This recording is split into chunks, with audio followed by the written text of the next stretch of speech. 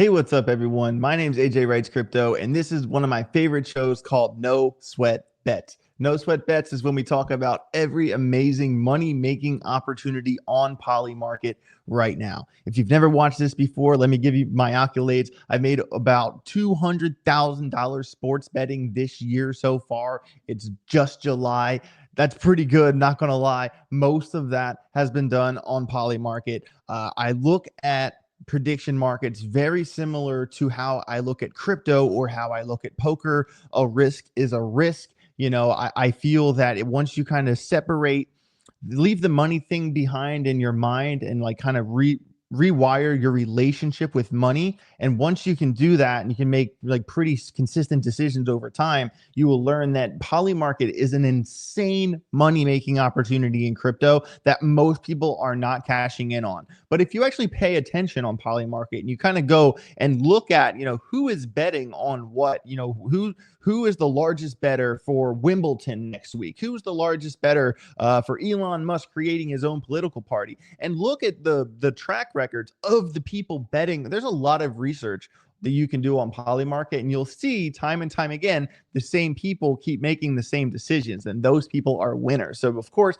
do your own homework, but big shout out to Polymarket for them sponsoring this channel. And let's get into this. Let's look at some no sweat bets we're looking at right now. All right, so here we are, homepage of Polymarket. There is, a plethora of really amazing opportunities here. But you kind of got to think to yourself, do I want to do something that's like Super Bowl champion 2026? Well, that's something you're going to have to wait for. So that if you were to bet on, like I said, last show, betting the Eagles now, basically, 2 out of 3 times the team that wins the Super Bowl the year before makes it to the playoffs the next year, and then you could sell their shares before the playoff starts. You'd probably double or triple your money. But a concept like that, you're going to be waiting for the playoffs to start next year, so that money is going to be locked up. So you kind of got to think to yourself, am I going to make decisions that are for right now, or am I going to make decisions that's kind of far down the road here? So let's look at a couple right now decisions, and then we'll look at a couple down the road decisions. All right, first one I want to talk about is Wimbledon. Wimbledon, all right, I'm going to be straight up with you guys. I'm not that much of a tennis guy, but I have paid attention enough to have a pretty good opinion. All right, Carlos Alcaraz is favored to win 47 cents. If you were to bet $1,000 on him, you'd get 2,127 back. 10,000, you get $21,000 back. This is a pretty large pool to get in and out of this. But here's the thing. So tomorrow, on Tuesday, Carlos goes against Cameron Norrie. And as you can see right here, Cameron Norrie, still in the picture, has a 0.5% chance to win. If you were to bet $1,000 on him, you would get $30,000 back if he comes through, or $100. You'd get almost $10,000 if Norrie comes through. Well, here's the thing. Norrie is a lefty, and Alcaraz is actually the favorite, has said that this is actually a nightmare matchup for him because this guy is a lefty and is so consistent. So if you want to throw $10 at Cameron Norrie, because if he beats Carlos, I mean, he could go on a pretty sick run. It's insane how low his shares are because he's a lefty. He's kind of unorthodox and hard to figure out. But another thing is that Carlos has won. Why I'm going to bet Carlos here, why I'm betting the favorite here, if I go $1,000, get 2,100 back, is because, he's won the past 18 matches in a row on the grass in Wimbledon. He's also the defending champion from last year. And although Cameron Norrie has almost a snowball's chance in hell to get through here, I feel like if he gets through Cameron Norrie, then he'll be in the Final Four. And once Carlos is in the Final Four, he's in a very familiar place. He's done this before. He's won this before. I think Carlos Alcaraz is a lock for Wimbledon as long as he beats Cameron the long shot tomorrow. Definitely pay attention to that one. Let's keep it moving here. UFC Fight Night. Derek Lewis versus Teixeira. I'll never get that name right, but it's okay. I did very well. Very well. I was at the last UFC 317. Shout out to VeChain for making that happen. We did the Octagon tour, whole 9 yards. It was awesome. And I bet on 5 fights that night. I won 4 of the 5 bets that I made over $5,400 at the fights, watching the fights. Super proud of that. And I do have an eye to pick UFC fighters. I would say I've probably made somewhere ballpark $30,000-$40,000 of the money I've made has been through UFC fighting. I have made some bad picks though. I was incorrect about Sean O'Malley. I was incorrect about Volk. There's a couple I've been wrong on, but across the board, I'm a plus EV well into the green with my UFC picks. And the only fight I really want to focus on is Lewis versus Teixeira here. It's Derek Lewis versus Taliesin Teixeira. So Derek Lewis, if you might remember, he was the guy that was like, Joe Rogan, I want to come on your podcast and smoke weed with you or whatever. That's Derek Lewis. Very funny guy, hell of a character. This is a heavyweight fight. Derek Lewis weighs 266 pounds, where Taliesin weighs about 253. But Talison's actually 4 inches taller than Derek Lewis. He's 6'7", which is crazy. But the truth here is that Derek Lewis is an extreme underdog going into this fight. Derek Lewis's fight record is 28-12, where Taliesin Teixeira is 8-0. We're talking an undefeated guy going in to fight, one of the veterans here, where Taliesin is 25 years old. Derek Lewis is 40. This guy's 15 years younger than Derek Lewis. He's fighting an older dude. Derek Lewis, without a doubt, has knockout power. If somehow he wins this fight, it's because he threw a right hook that hits the button and that will shut anyone's lights off. He does have that ability. But I will be betting Taliesin Teixeira for this fight. You were to go $1,000, you get $1,400 back. The betting pool isn't enough to go. The betting pool isn't enough to bet 10,000 yet, but it's also, this is a fight night card, so it's not as big of a deal. But by Friday and Saturday, this volume pool will increase exponentially, and you would probably be better off waiting to Friday or the day of the fight Saturday to get this bet in, because there will be more money in the pool at that point. But nevertheless, I will 100% be betting on Taliesin Teixeira, probably $5,000, $6,000, $7,000, somewhere in that range. All right, let's keep it moving. New York City mayor election. So this has been one that has changed throughout as time has developed. So in the very beginning, we were talking about the Democratic nominee, which was a top pool on Polymarket at the time. And at first, I was thinking Andrew Cuomo. But then I watched the debates, and I said this on the previous No Sweat Bets. I sold my Cuomo shares in profit, actually made money on the shares that I sold, which was cool. And then I switched to Zohran Mamdani and won that bet. I think I won like $5,000 on that bet, which was pretty awesome. But now the real election is happening here pretty soon. I think that's actually not until November. I'm pretty sure we're gonna have to wait a little bit on this one. But guys, I think Zohran has the edge here. I know he's some people, I know Ben Shapiro really doesn't like this guy. I think if you are a Trump voter like myself, ethically, I don't think we completely align on all this stuff, but it doesn't really matter. I'm kind of putting politics aside for my bets. If I think someone's going to win, I think someone's going to win. And I think Zohran is going to become the New York City mayor. If you were to bet $1,000 on him, you get $1,400 back. $10,000, you get about $15,000 back, a little bit less. So that's where I'm going with the New York mayor election. I do want to talk about the Fed decision in July. This is another one. So this is kind of obviously Jerome Powell is bashing heads with Donald Trump, but this is a strategy I want you guys to consider. Because last time, for the previous Fed decision, the no change was actually at 98%, and some guy bet like $2.2 million on no change and ended up making $68,000. So like when things are 94, 96, 90% likely to happen, there is a strategy where you put a bunch of money on the sure thing to high exposure minimum reward. But if you're betting millions of dollars, you still made basically $70,000 on that. So do consider, if you want to do a high exposure bet, clicking no change here. If you were to bet, say $100,000, you'd make $5,000. The betting pool is not big enough to bet $1 million yet. But say you were to bet, $200,000, you'd make about $9,500. And I know that sounds crazy, but it's very likely that Jerome Powell is going to continue to pause. I do not see him slashing yet. Will I think there will be some slashing this year, later in the year? Yes, that would also align with the crypto Q3, Q4 bull run. That would make a lot of sense. But right now, I think Jerome Powell is going to continue to do nothing. I hope he gets replaced. He needs to get the hell out of the way. But if you want to risk 200 grand to make 9,000, that's probably a no sweat bet. So definitely consider that. I don't like to talk politics too much on this channel, but this bet I kind of cannot ignore.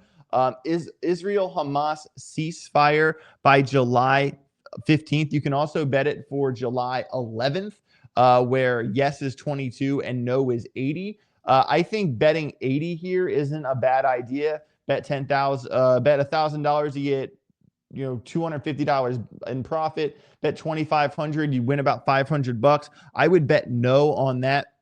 Even by July 15th, things changes a little bit. This is really about a week and a day away. I would still lean towards no here. If you were to bet $1,000 on no, you get $1,700 back. $10,000, you get 17,000 back. I just don't see them. I mean, we're talking 8 days. Are they really going to stop this in 8 days? I mean, I know Trump is trying to make decisions. I mean, he's working the phones. He's trying to make this stuff happen. I mean, I want the ceasefire to happen, but like he's already said, oh, it's over. They said it's over. And guess what? It wasn't over. They kept going off there. So, I think there are some core disagreements that are still unresolved. And basically, they're both very stubborn, and they're standing where they are. I know that today, July 7th, Netanyahu is in Washington to meet with Trump, and Trump is optimistic a deal can be reached this week. So basically, the key sticking points here are Hamas wants full Israel withdrawal, demilitarization assurances, and a UN-led aid delivery, where Israel insists on Hamas disarmament and a long-term commitment that the war won't resume. And guys, I think that deals like this take time. I hope to God a ceasefire does happen. The world needs that. But is it going to happen in 8 days? I would be very surprised if they just say, okay, we're done within 8 days. And I will be betting no for this one. By July 15th, I will be betting no on the ceasefire. That's my decision. I'm not saying this one's a no sweat bet, but that's what I will be betting on for this one. Another really interesting one. Will Elon register the American Party by ... And right here, July 31st. So Elon has already come out and said that he's going to start his own political party. And of course, he doesn't like the big, beautiful bill, and him and Trump are still beefing. Unfortunately, I hate to see that because they worked really well together. And honestly, Elon is kind of a main factor on why Trump got the White House back. I hate to see that they're arguing. So Elon's basically saying, I'm going to start my own political party. But so basically, the American Party hasn't registered yet with the Federal Election Commission. It might choose to start as a 527 organization to avoid immediate FEC burdens, according to ChatGPT. So basically, the official launch was July 5th, and the next steps, it was announced on July 5th. The next steps are ballot access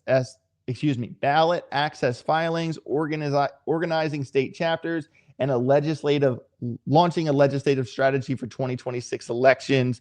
And the big challenges are legal frustrations, fundraising, volunteers, overcoming historic skepticism towards third parties in the USA. And guys, right? I mean, honestly, the two-party system works, and I don't think anyone in the two-party system wants another opponent. So I think they are going to throw a lot of wrenches into Elon's plan here. And although that he announced this, I don't think it will be registered by the end of this month. I don't. Once again, these things take time.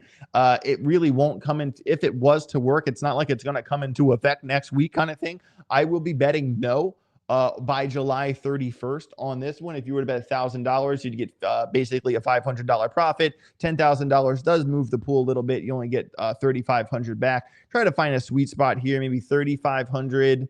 I think 3,500 bucks to win 5,200. That feels about okay. Obviously, this will change as the month goes on without news. So definitely keep your eye on this one. I don't think they're going to register by the end of the month. It would be crazy if they did.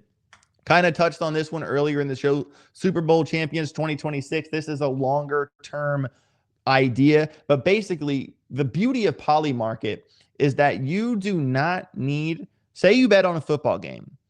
You don't need, like if you were to bet on a football game in Vegas, right?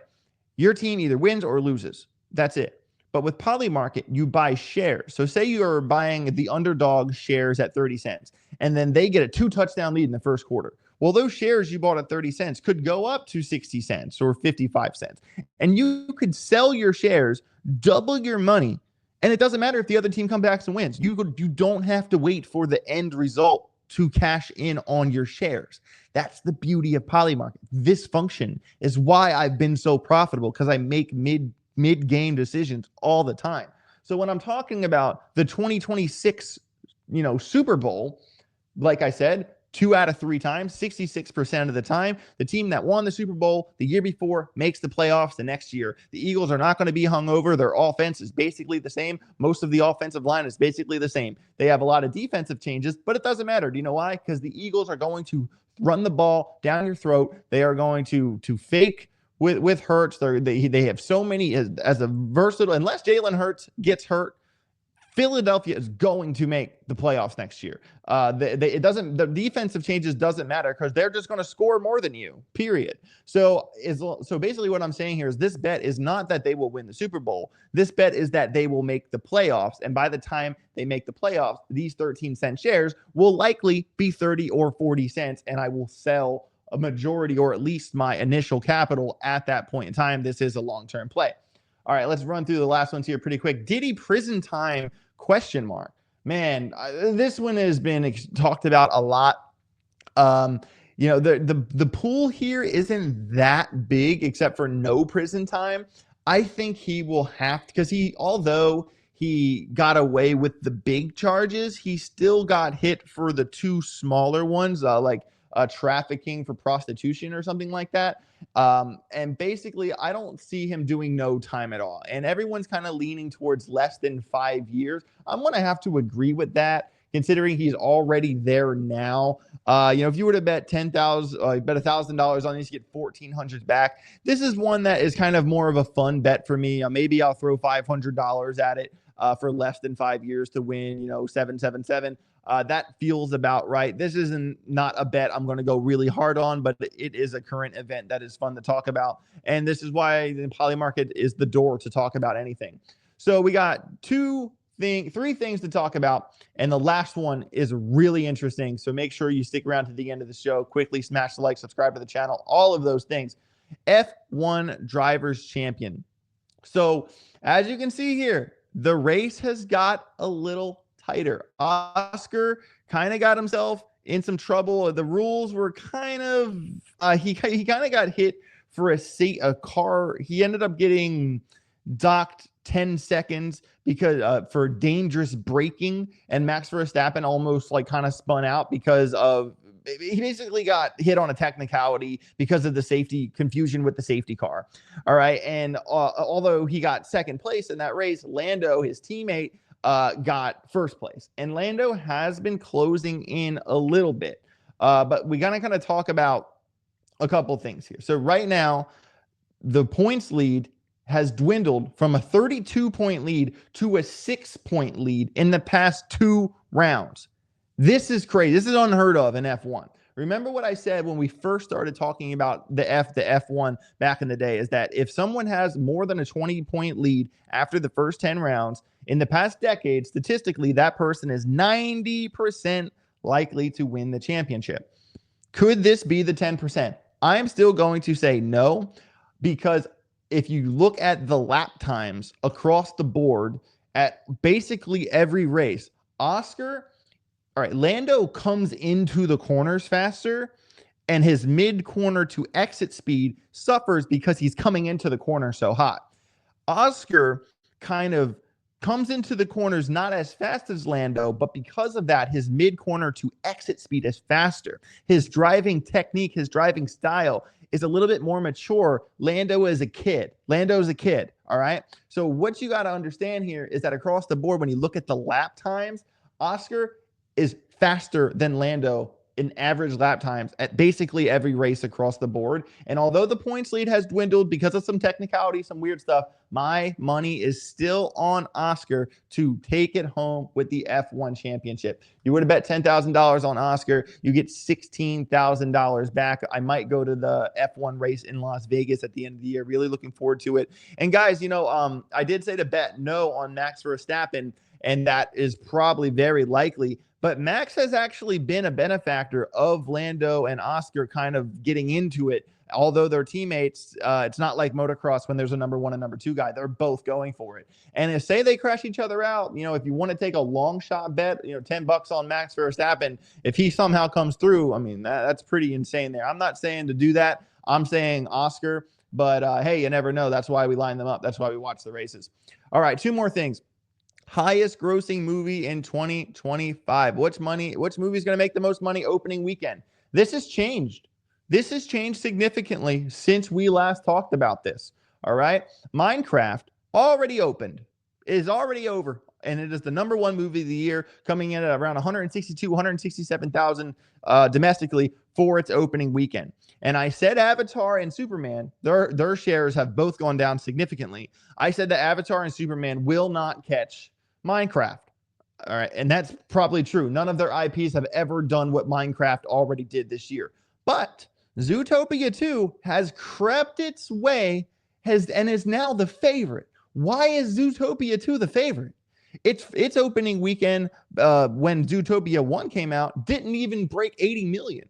It didn't even break 80 million. So it has to double and more than its initial opening weekend to beat Minecraft, but it's the favorite right now. Why?